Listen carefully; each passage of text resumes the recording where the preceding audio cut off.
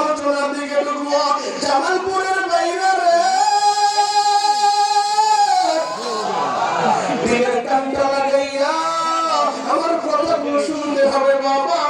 আমাদের পাশের রাষ্ট্র ভারত, ওই ভারতের একজন পণ্ডিত ছিলেন যার নাম ডক্টর শিবশঙ্কর মহারাজ। একজন দুইজন না, লক্ষ লক্ষ হিন্দুরা যার দেবতা মানে তার কথা অনুযায়ী চলে। 7টা ভাষায় তিনি ডক্টরেট ডিগ্রি নিয়েছেন। ডক্টর এবার চিন্তা করতে লাগলেন লক্ষ লক্ষ হিন্দুদেরকে আমি যেভাবেই চালাই সেভাবেই তারা চলে, আমাকে তারা দেবতা মানে। আমার তো একটু গবেষণা কইরা দেখা দরকার আমার ধর্মের আদৌ বাস্তবতা আছে কিনা। এবার তিনি গবেষণা শুরু করলেন, তার ধর্মের অস্তিত্ব খুঁজে পায় না। এবার তিনি বাইবেল নিয়ে গবেষণা শুরু করলেন। দেখে ভারতের বাইবেল একরকম, আমেরিকার তার একরকম, পাকিস্তানের তার একরকম। দেশ পরিবর্তন হইলে কিতাবেরও পরিবর্তন হয়ে যায়। এবার ডক্টর সিদ্ধান্ত নিছে যেহেতু আরবিতে ডক্টরের ডিগ্রি অর্জন করছি, আমি মুসলমানের ধর্মগ্রন্থ এই কোরআন নিয়ে গবেষণা করব। সুবহানাল্লাহ বলবেন না? সুবহানাল্লাহ। জোরে বলেন সুবহানাল্লাহ। এই কোরআনের কথাগুলো কার? আল্লাহ। আর জোরে বলেন কার? আল্লাহ। এই কোরআনের কথাগুলো দুনিয়ার কারণে কোরআনের কথাগুলো আল্লাহ। ডক্টর যখন কোরআনটা খুলছে খুলেই দেখে শুরুতে আল্লাহ চ্যালেঞ্জ দিয়েছে দাওয়াল কিতাবুল লা রাইবা ফি।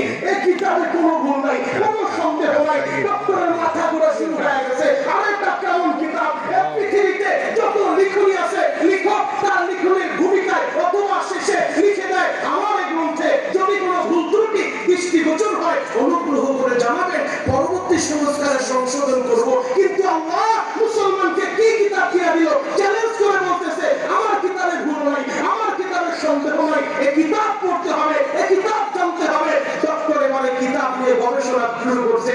আলহামদুলিল্লাহ থেকে যখন শুরু করে মিনাল জিন্নাতি ওয়ান নাস কমপ্লিট 30 পারা কোরআন গবেষণা করছে।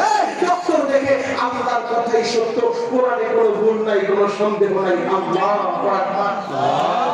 এবার ডক্টর শিবশঙ্কর মহারাজ কোরআন তেলাওয়াতের মজা পেয়ে গেছে। আমার জামালপুরের বাইরে রে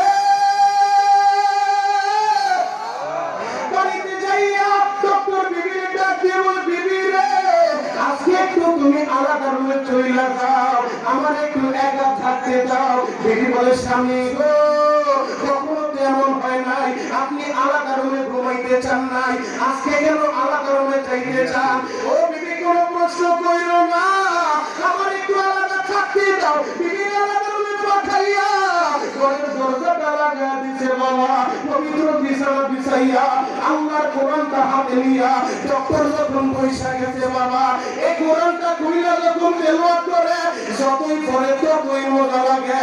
আজ থেকে 50 বছর আগে এই যে দাড়ি পাকা বাবাজিরা যারা নামাজ পড়েন 30 বছর 40 বছর প্রতিদিন 5 ওয়াক্ত নামাজে একটা সূরা আপনারা পড়েন, সূরাতুল ফাতিহা। আমি জানতে চাই আজ পর্যন্ত কি খারাপ লাগছে?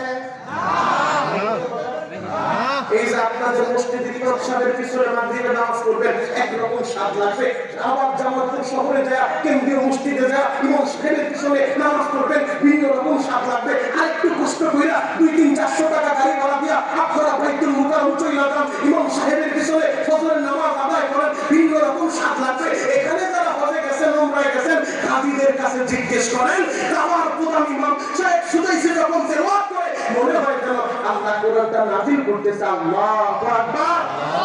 তাহলে এই কোরআন তেলাওয়াতের স্বাদ আছে না নাই? কোরআন মধ্যে চলে যাবেন, আমি বুঝতে পারতেছি মাত্র 10 মিনিটের মাশাআল্লাহ। আমি তাদের জন্য দিল থেকে দোয়া করব, দিলের কামটা লাগায় কথাগুলো শুনেন। এই কোরআন তেলাওয়াত যত করবেন ততই মজা, এই কোরআন তেলাওয়াত যত শুনে ততই মজা। কথা বলেন ঠিক কি না? এবার ডক্টর যখন করে দরজা বন্ধ কইরা কোরআন তেলাওয়াত করে গো বাবা, এই কোরআন যতই পড়ে ততই মজা লাগে। নিজের অজান্তে চোখিয়া পানিগুলো ঝরতেছে। ডক্টর বলে আমি তো কাঁদি না, আমার কে যেন কাঁদাইতেছে। আবার কোরআনটা খুলে কোরআন তেলাওয়াত করে আবার কোরআনটা বন্ধ কইরা হাত দুইটা উপরের দিকে উঠাইয়া এবার মালিকের ডাক মারছে, ও মুসলমানের মালিক আমি তো জানি না তোমারে কেমনে ডাকতে হয়, কোন তরিকায় তোমারে ডাকলে পাওয়া যায়। আমি জানি না আমার রাস্তা দেখা তোমারে পাওয়া যাবে, কিভাবে ডাকলে তোমারে বন্ধু বানানো যাবে। আমি দেখেছি মুসলমানের সন্তানেরা এরা এইভাবে হাত উঠে উঠে কি যেন বলে, আমিও তোমার কাছে বললাম তুমি আমাদের রাস্তা দেখা দাও। এইভাবে যখন চোখের পানি জড়াইতেছে আবার কোরআন তেলাওয়াত করে বাবা, কোরআন পড়তে পড়তে